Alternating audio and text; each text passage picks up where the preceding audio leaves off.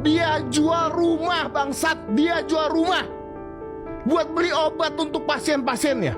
Deddy Corbuzier melontarkan kritik tajam terkait perselisihan antara dua dokter, yakni Dr. Richard Lee dan seorang dokter yang dikenal dengan nama dokter detektif atau doktif. Perselisihan yang kian memanas ini berawal dari tuduhan overclaim skincare yang disampaikan oleh doktif terhadap produk yang dipasarkan oleh Dr. Richard Lee.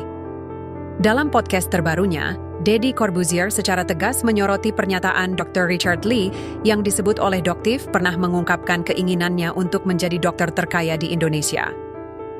YouTuber yang dikenal sebagai Om Ded tersebut mengkritik sikap Dr. Richard Lee yang sering memamerkan kekayaan dan pencapaiannya di media sosial.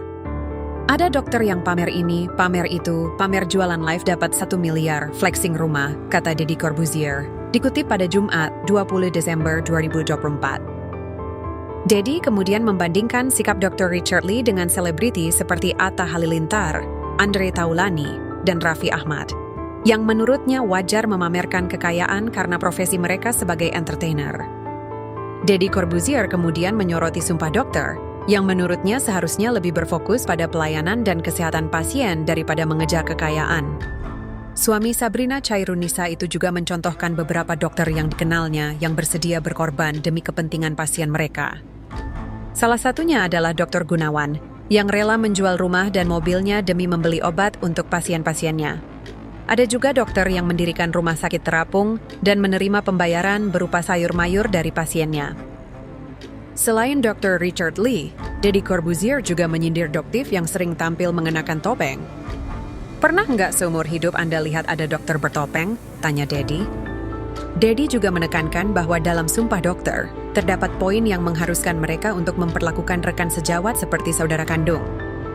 Dokter sama dokter berantem. Satu ngatain Sunio, satu bertopeng. Berantem. Dua-duanya punya pembelaan. Saya kan untuk kebaikan masyarakat. Saya kan menjual barang yang bagus. Oh, dia menipu, sindir Deddy.